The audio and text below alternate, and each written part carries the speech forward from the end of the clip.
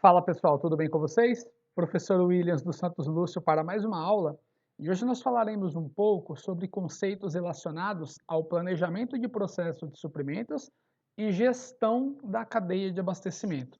Nós falaremos sobre o processo de contratação de serviços logísticos. Então nós vamos entender aí o que é o serviço de just-in-time, o que é o serviço de Milk Run, o que é o serviço de cross-docking e o que é o serviço de logística reversa.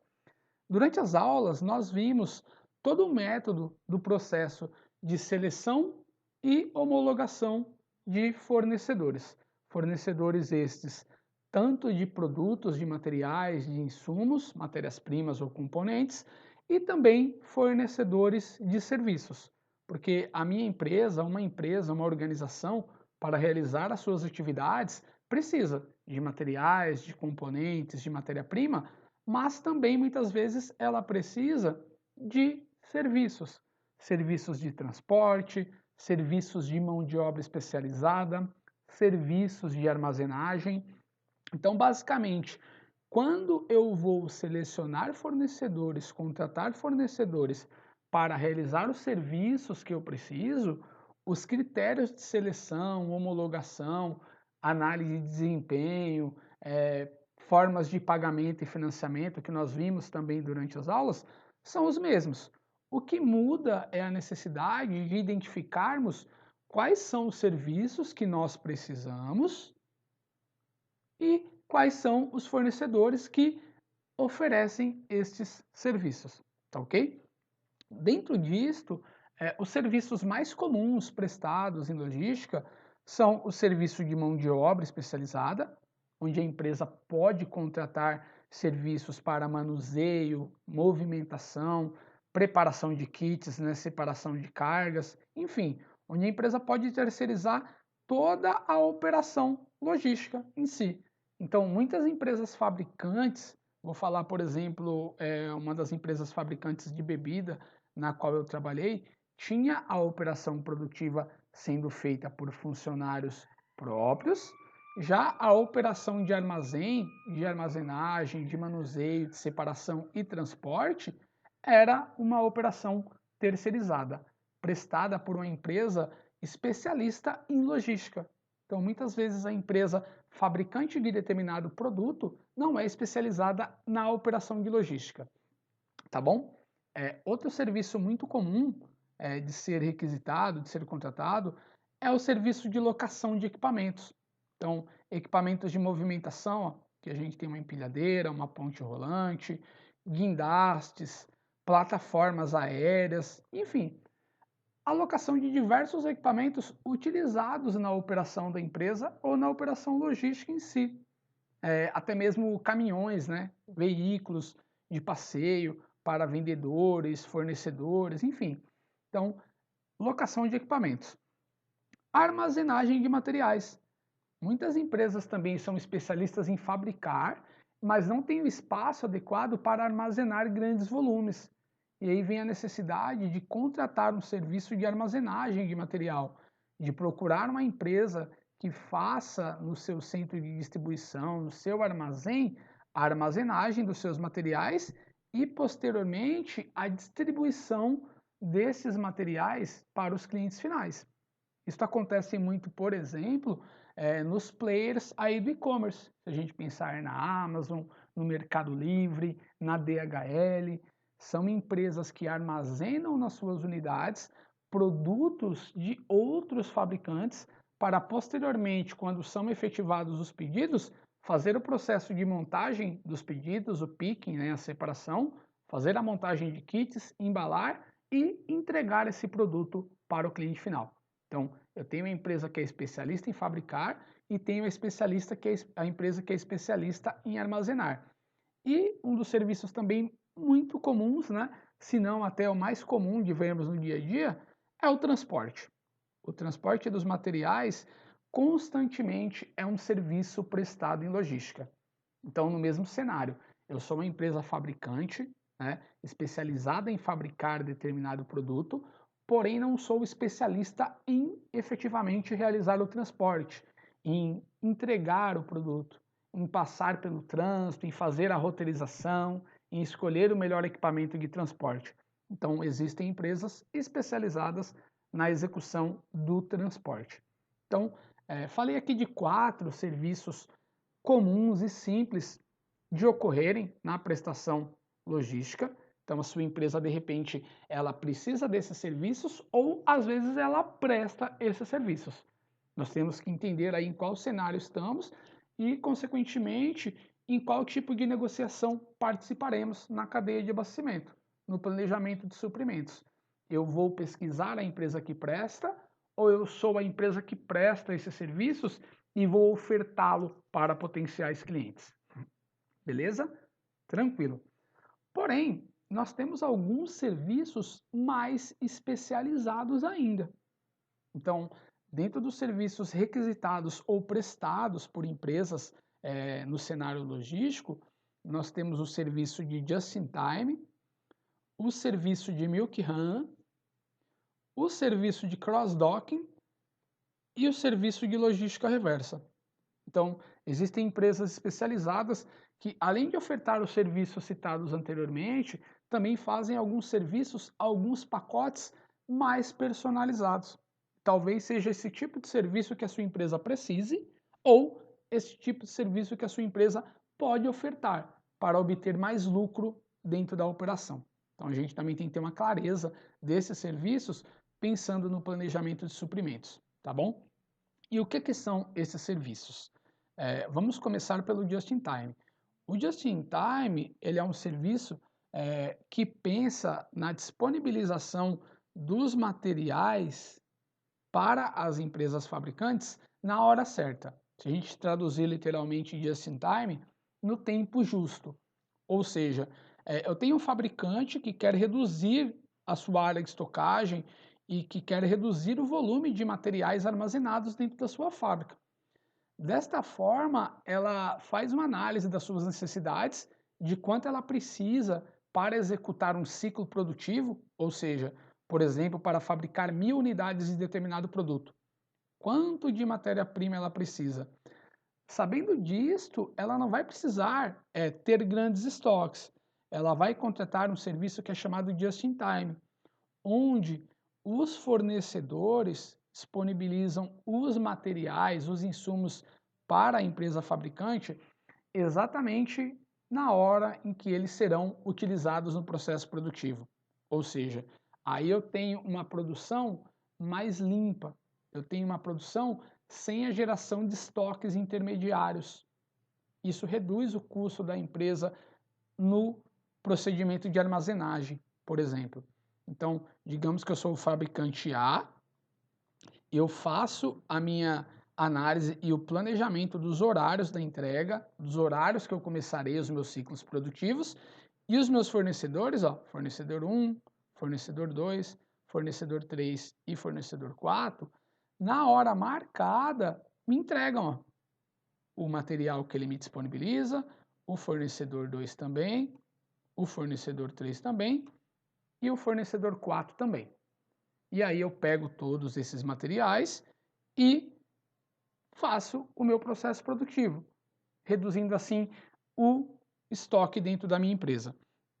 O conceito do Just-in-Time, ele surgiu no Japão, né, no período pós-guerra, isto porque os recursos, os insumos estavam escassos e eu precisava produzir exatamente o que era necessário para a população, sem desperdiçar materiais. Então, eu recebendo os materiais na hora certa, nas máquinas certas, grande parte das fábricas devastadas, eu tinha que ter no lugar certo o material certo para produzir o produto que atenderia uma necessidade imediata. E aí isso foi se popularizando e grande parte das empresas, principalmente orientais, utilizam esse conceito, tá bom? É um conceito eficiente, traz algumas vantagens, porém, o que ficou um pouco complicado? Eu reduzo a quantidade de estoques dentro da minha organização, porém, em alguns momentos eu tenho um acúmulo de veículos ao mesmo tempo. Isto por quê? Aqui a gente falou de um cenário de 4 fornecedores. Só que, de acordo com o tipo de produto que vai ser fabricado, eu utilizo uma diversidade de insumos. Pense em um automóvel, em um computador, um eletroeletrônico. Eu tenho de 100, 200 a 1000 componentes. Imagina se 1000 fornecedores enviarem os seus veículos no mesmo horário na porta da minha organização. Isso acaba gerando um pouco de transtorno, né? Então, já já a gente vai ver como solucionar isso daí. Mas basicamente o Just-in-Time, ele acaba melhorando o fluxo de programação e de produção, né? E ele traz alguns benefícios, ó, como diminuição do nível dos estoques, melhoria na eficiência e qualidade da produção, rápida resolução de problemas e uma melhoria de relacionamento com os fornecedores. Só que ele traz algumas desvantagens. Ele pode resultar na ociosidade do funcionário, aguardando a chegada do material.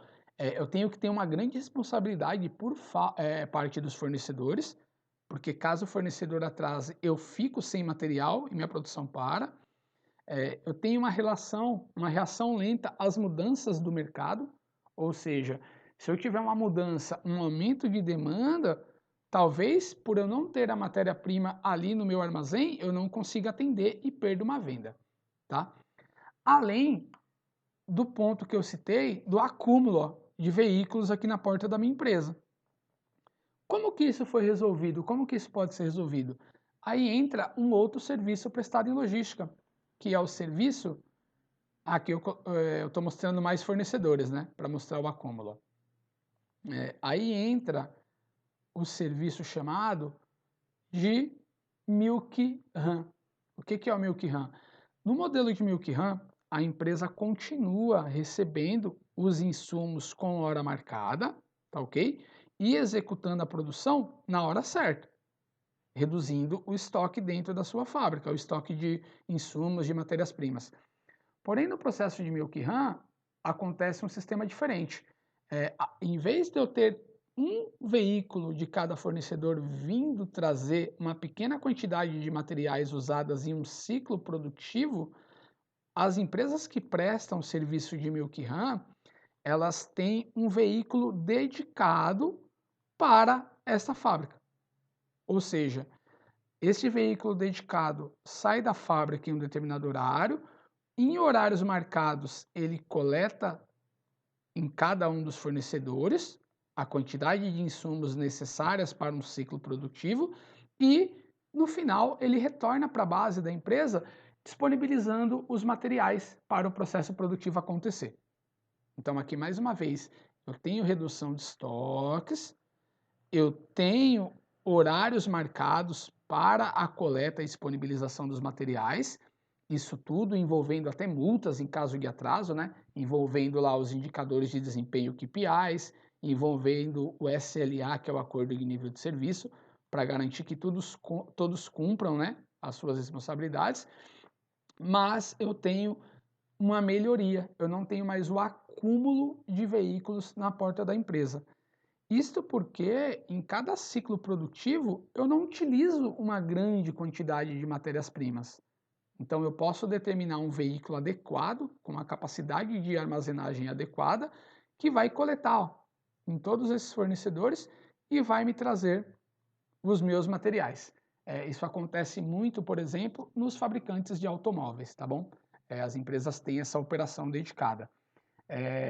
O que precisa muito nesse momento é uma boa comunicação, ou seja, bons sistemas de tecnologia da informação, porque eu tenho uma janela muito curta entre horários, além de um bom planejamento e previsão de demanda.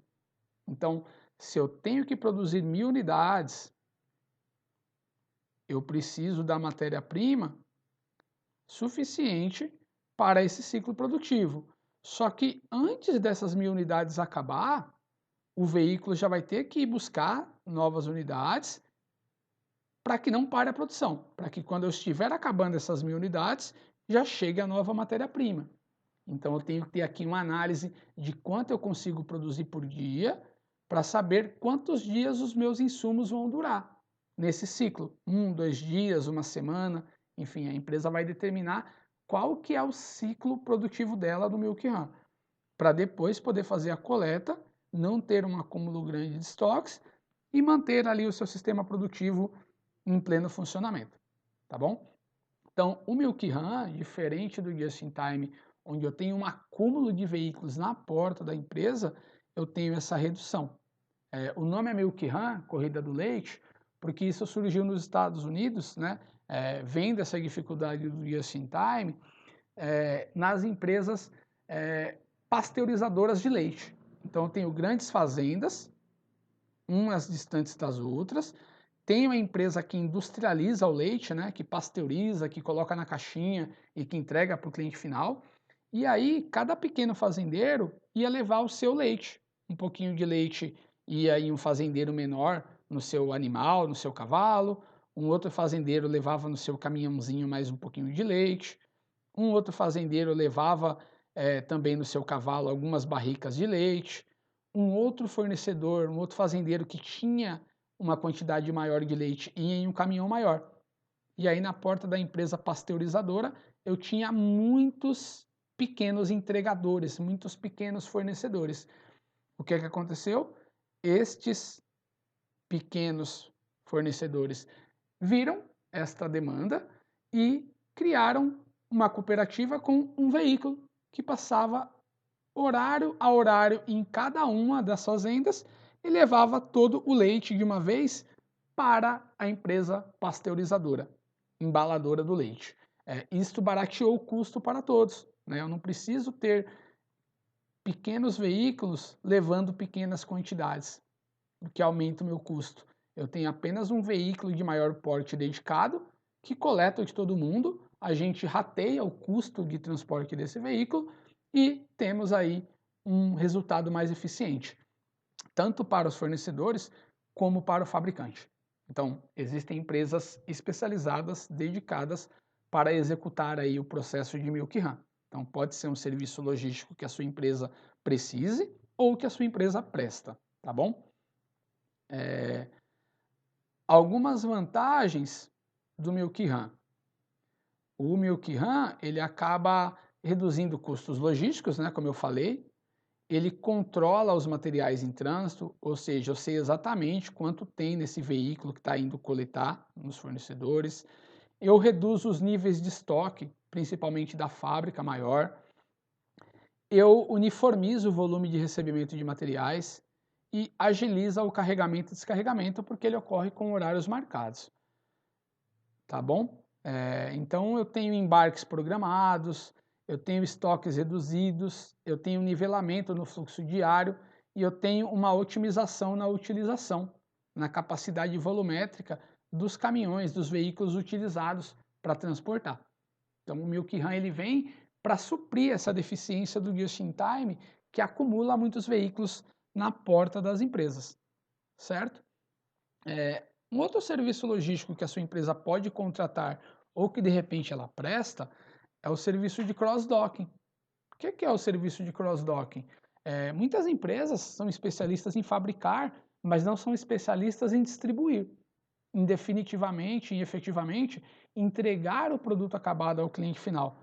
Isso porque envolve muita complexidade, né? Imagina um fabricante de alimentos, falar de um fabricante de arroz, que tem a fábrica lá no Mato Grosso, por exemplo, fabrica toneladas de arroz, e como que ele faria para entregar arroz, pacote por pacote, na casa do cliente final? Ele não tem essa capacidade.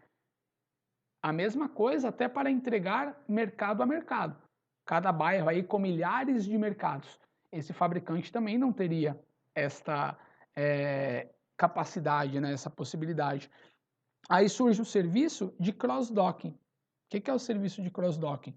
Basicamente, eu tenho empresas especializadas que têm os seus centros de distribuição ou terminais de cross-docking, que recebem dos grandes fabricantes veículos dedicados, cargas fechadas com o mesmo tipo de material, que precisa ser entregue em vários outros pontos menores. Imagina grandes carretas dessas de arroz vindo lá do Mato Grosso para entregar nos mercados aqui em São Paulo. O transtorno que seria, né, dentro das regiões metropolitanas. Então essas carretas de grande porte vão para os centros de cross-docking E no centro de cross-docking, esses materiais são recebidos, são desconsolidados. O que é a desconsolidação? É quando eu desmonto essa carga que está fechada com um único item e são fracionadas. Ó. São montados os kits de cargas fracionadas, a desconsolidação, o picking, a separação. E, posteriormente, veículos menores vão para os pontos de venda, para os pontos que disponibilizam os produtos para os clientes finais com essas cargas já fracionadas. Então, imagina, por exemplo, que aqui fosse só arroz, aqui só feijão, aqui só sal e aqui só óleo.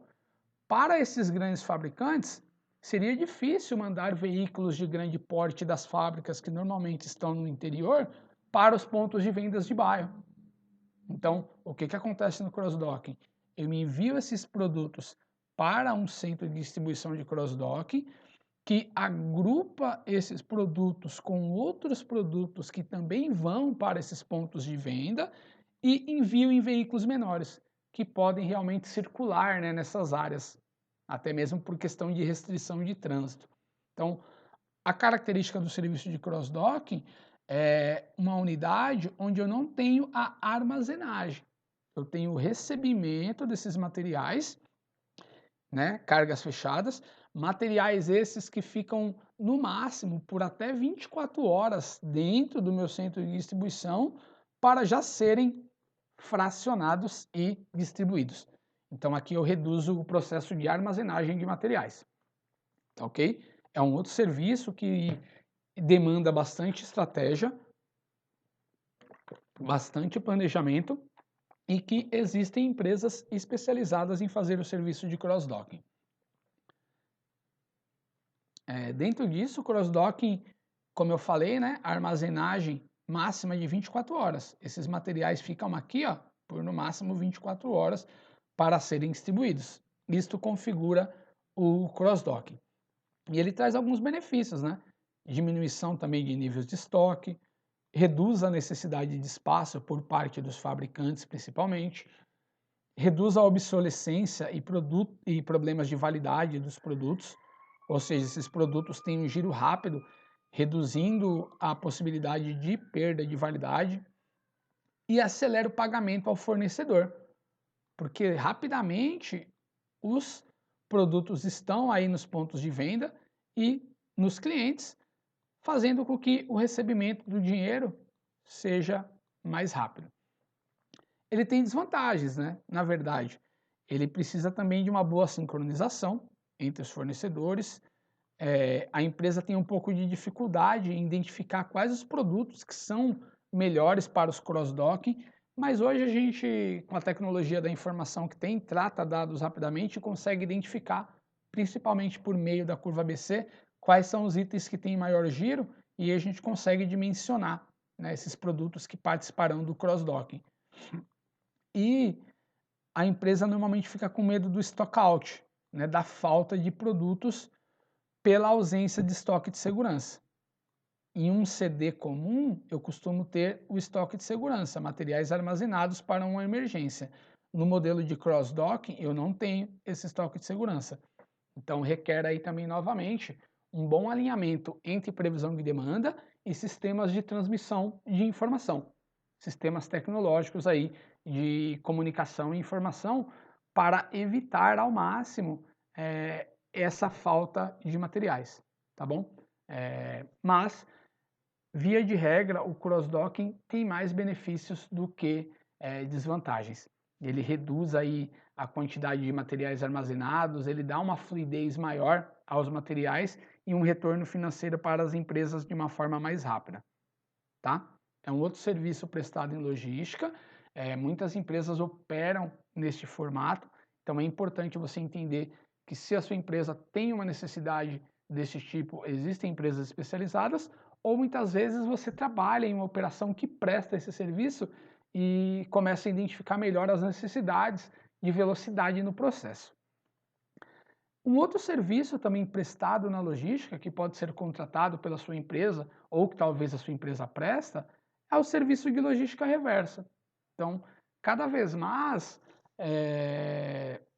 os clientes querem empresas que se preocupem com o meio ambiente, que deem a destinação adequada dos materiais após o fim da sua vida útil e até mesmo quando é necessário algum tipo de reparo, algum tipo de serviço de assistência técnica, enfim. Então, existem empresas especializadas em fazer o processo de logística reversa para outras organizações. Então, após o consumidor utilizar o produto, ele vai ter que ter a destinação adequada, que pode ser, por exemplo, a reciclagem ou até mesmo o descarte. Então, eu vou ter um processo de coleta, seleção e análise para identificar qual que é o destino adequado daquele material, daquele produto, daquele resíduo. Reciclagem ou descarte. E muitas empresas não têm esse tipo de procedimento adotado. Elas acabam contratando empresas especializadas em logística reversa, que farão toda essa comunicação com o cliente, que disponibilizarão pontos de entrega ou farão a própria coleta deste material para dar o destino mais adequado aí a este material, a este insumo, a este resíduo gerado após a vida útil do material, do produto, ou por alguma falha, por alguma necessidade de reparo, tá bom? Então, logística reversa também, um outro serviço prestado em logístico, que talvez a sua empresa possa precisar, que você precise contratar, ou que a sua empresa já executa, já faz para outras organizações. E quem faz todos esses serviços logísticos, tanto de locação de equipamentos, como de terceirização de mão de obra, como de just-in-time, como do Milk Run, como da logística reversa? As empresas especializadas nesse tipo de operação são chamados operadores logísticos ou operador logístico. Então, o operador logístico é uma empresa prestadora de serviço responsável pelo gerenciamento e execução de atividades logísticas nas fases da cadeia de abastecimento. Ou seja, são responsáveis pelo produto ou serviço desde a produção até a entrega ao destino final. Então, o operador logístico ele não faz apenas o processo de transporte, tá? Uma transportadora não é exatamente um operador logístico. Um operador logístico ele engloba muitas outras atividades aí dentro da cadeia de abastecimento. O operador logístico ele acaba agregando valor ao produto e ao seu cliente. E para ser considerado um operador logístico, ele tem que fazer no mínimo 3 atividades, ó, que é o controle de estoque, a armazenagem e a gestão de transportes, tá bom? Então, uma empresa que é considerada um operador logístico, ela executa no mínimo essas 3 atividades. Então, não basta eu apenas transportar e me considerar um operador logístico. Eu tenho que ter a visibilidade dos estoques dos meus clientes, tenho que cuidar dos estoques dos meus clientes que ficam nas minhas unidades, nos meus centros de distribuição, tenho que ter esse procedimento de armazenagem, endereçamento, de guarda, de garantir a segurança desses materiais e aí posteriormente sim fazer aí a operação de transporte. O operador logístico, então, basicamente, ele faz o processo chamado de outsourcing ou terceirização. Então, eu sou uma empresa que é especialista em fabricar um determinado produto, porém eu não tenho uma expertise de fazer o processo logístico, de armazenar, de identificar, de embalar e de distribuir, eu contrato um operador logístico, ou seja, eu terceirizo esta parte da minha operação. Isso é muito comum de acontecer, a gente tem grandes empresas operadoras nesse segmento no Brasil, então a gente tem aí a DHL, que atua no mercado há muitos anos, a Júlio Simões Logística, dentre outras grandes empresas que fazem todo esse processo aí. FedEx, por exemplo, UPS, então muitas empresas que prestam todo esse serviço aí de operação logística. E existem níveis de terceirização e níveis de operadores logísticos. Então, quando eu falo de um operador logístico de primeira parte, ou first parties logistics, eu estou falando de serviços padronizados com seus recursos próprios ou externos, né? Então, é um operador que faz um serviço de manuseio de materiais, que disponibiliza colaboradores dentro das fábricas para fazer a parte de manuseio dos materiais. E a gente tem também os operadores logísticos de segunda parte, que fazem serviços individuais ou sistematizados com recursos próprios ou externos. Um operador logístico de segunda parte, ele está dentro da empresa fazendo lá mesmo na planta do fabricante o armazenamento e de lá o transporte, a entrega dos produtos aos clientes finais. Nós temos também o operador logístico de terceira parte, que faz serviços de contrato, né, com recursos próprios ou incorporados. O operador logístico de terceira parte, ele acaba prestando para a organização, para a fabricante, diversos outros serviços, como transporte, armazenagem, serviços de tecnologia da informação, oferecendo, por exemplo, a rastreabilidade dos produtos para os clientes finais, dentre outros tipos de serviços logísticos.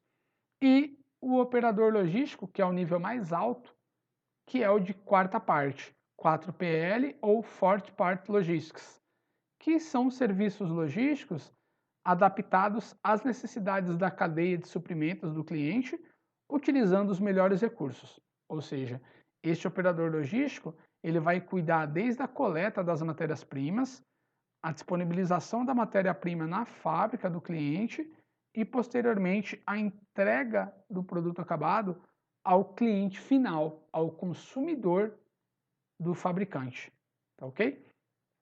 Então, este tipo de operador logístico faz toda a gestão da cadeia de abastecimento. Alguns exemplos de operadores logísticos que prestam esses serviços, nós temos, por exemplo, este operador, né, que faz toda a operação logística de grandes fabricantes de alimentos no Brasil, inclusive tem unidade aqui perto de Guarulhos, né, em Guarulhos, perto de Arujá, né?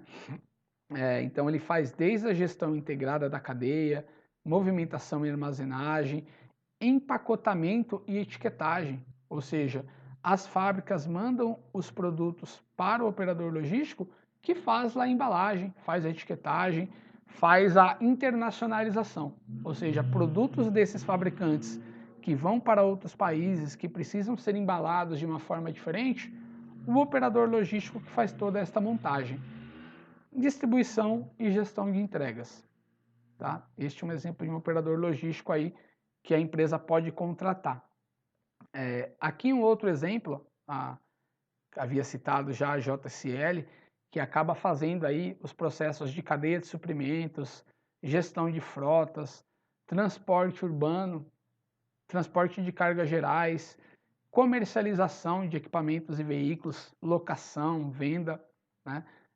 Então faz transporte de cargas especiais, faz a logística interna das organizações, serviços de armazenagem, distribuição urbana, logística de commodities, fretamento e gestão de frota com mão de obra.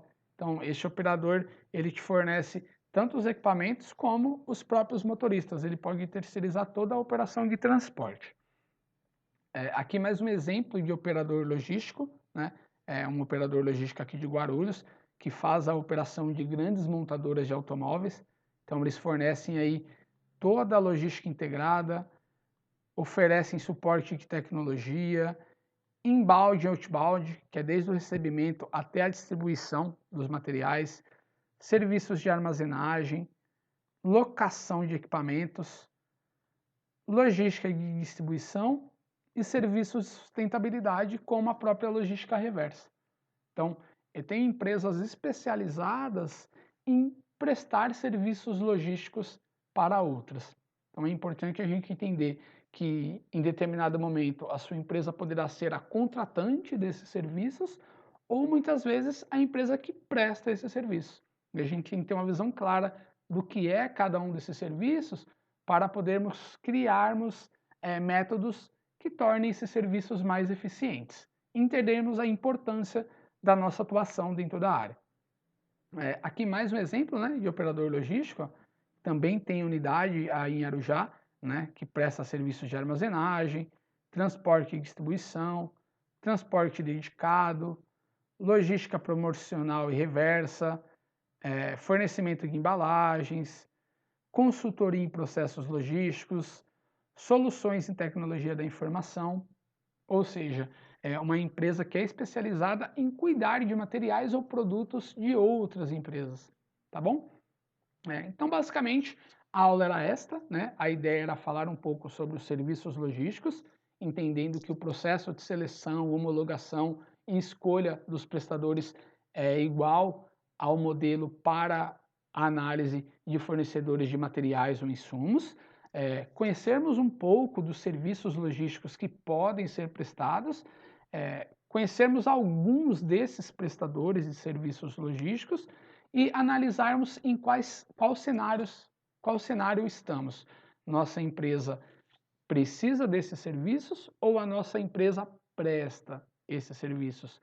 Quais as oportunidades que a minha empresa tem de repente entrar nesse segmento?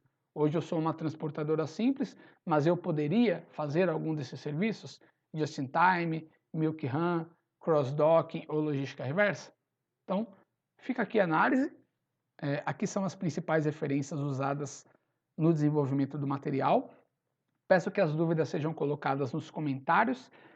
Peço que se inscrevam no canal, aqui pelo card, que comentem, que curtem, que compartilhem. E até mais. Até o próximo vídeo. Tchau, tchau. Muito obrigado.